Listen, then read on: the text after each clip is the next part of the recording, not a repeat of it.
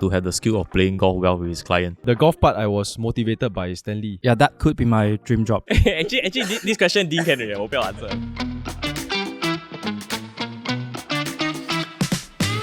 Talking about career switch, do you guys think that social media makes switching career a lot more glamorous these days? Because if you remember our parents' generation, like for example my mom stayed in the same bank for 20 to 25 years. They don't really switch around. But these days we see people jumping around every 1 or 2 years. Yeah, do you think social media makes it more glamorous or is a trend? For me, definitely make it easier and more glamorous to jump, but not definitely for the right reason. So I guess you still have to ask yourself whether the place you're going to, is it the right place for you in the long term? And is it what you're really trying, you want to achieve and what you want to do? I've seen people who stayed with one place maybe for 20 to 25 years. They never moved and their salary is significantly less than someone who probably moved around the different banks and then eventually come back. So most importantly, I would say if you want to do or consider a career switch, make sure you do your homework and make sure that or fact check with people or even the senior management that that's actually what's happening before you make that switch. And also ask your wife. Always ask your wife. Go toilet also must ask your wife.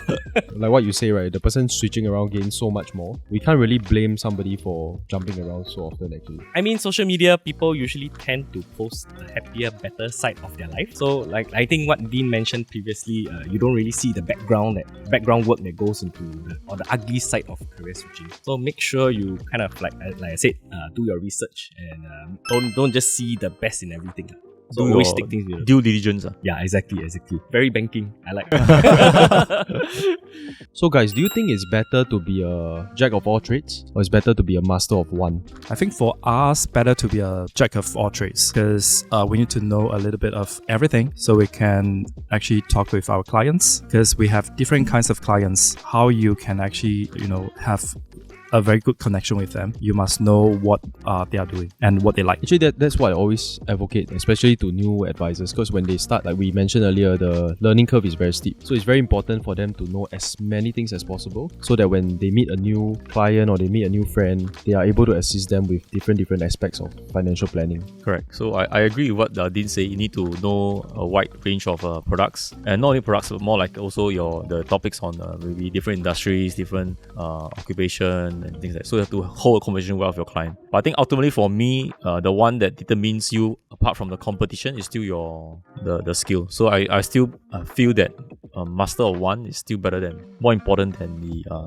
jack of all trades. Or maybe jack of all trades and master of some. It's still important. I think I agree with both of them. Basically, you need to be able to hold any conversation with your clients or prospect, but at the same time, your financial planning skill needs to be on point because through that conversation, you need to be able to identify where their gaps are or maybe even their priorities. And that's where your skill comes in, where you can value add to them.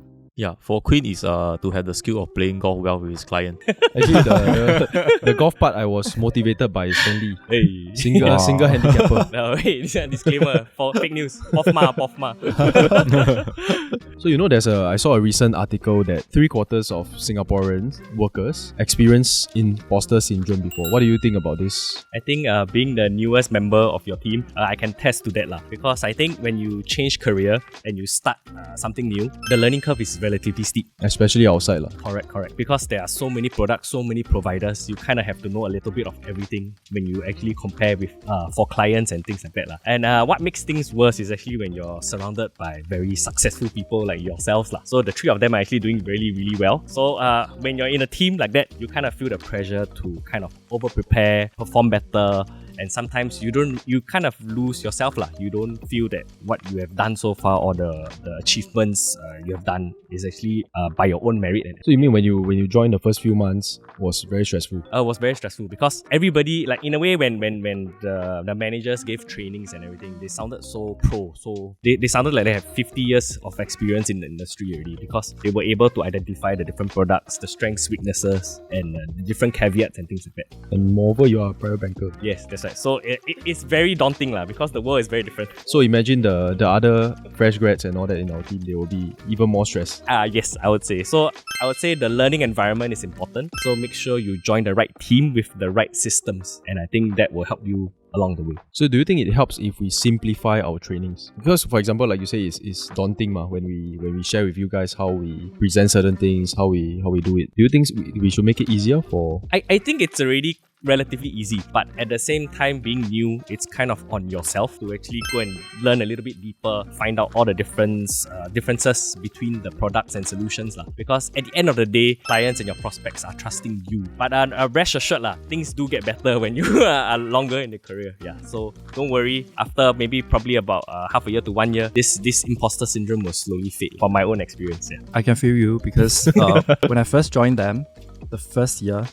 I feel very bad because they are doing so I well, know. where I'm so far behind. Actually, I don't know all these things. Because you're the one right in front, I didn't know you never that. turn around. Bro, because you every day go and play golf. No, I didn't know that there will be this inner pressure that people don't share. Very stressful. I drink wine every day for pleasure.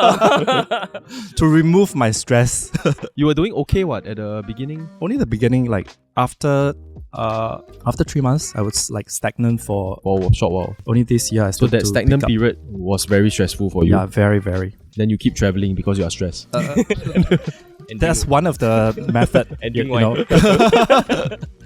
So for me, I joined Quing about 6 years ago, and I thought I know it all. But when I started in this FA industry space, I was a bit shocked because you have to really, the learning curve is quite steep. So you have to really start from scratch and learn a lot of new products. So I thought I have learned everything in the bank, right? But actually not. So they really do like full financial planning, skills, knowledge, and training. So for me, yeah. So the each part, first year was a bit of scary for me. Talking about imposter syndrome, do you guys think it's a bad thing after all? It's not a bad thing because when you have imposter syndrome, sometimes you tend to over prepare. And when you're new in a career, I think that's important. Yeah, rather you over prepare than Exactly. under prepare. Under prepare, because I think you look quite silly when you under prepare in front of a client and maybe potentially even a big one, and you kind of make mistakes on a big prospect or client. So I think it's better to over prepare, and sometimes imposter syndromes kind of makes you better as a new advisor, and that's how you kind of start your career and go along the way. But on the other end of the spectrum, you can lose confidence and probably also be too stressed, right? And have no too stressed until you don't want to come to office. Yeah, I think yeah, that part also. So I think the stress that you guys felt is not wrong, but it shouldn't be perpetually. Like it cannot be 3 years later you're still feeling the same feeling, right? After a while you should level up, you should have learned new things and be able to match up. Yeah, I think leveling up is important. Yeah. How do you actually know that is the job that is wrong for you? I mean, that there has to be a point that you come to realize, maybe not for you guys, but for some of them, come to realize that this job is really not suitable. I think if you tried very hard yet you don't see any result, it probably not the right fit for you. So try hard meaning you have, consulted your managers, your directors, maybe even consulted peers from other teams. And if you keep trying things and things are still not working out, it could be just that you are not suitable for. I think for myself is that if you're new to a career and you maybe after 6 months you decide to stop learning, means you're not willing to try new things, try new methods, or even level yourself up, then I think inside you probably have already given up. So to me that's a red flag, and maybe you should look for something that maybe suits you better.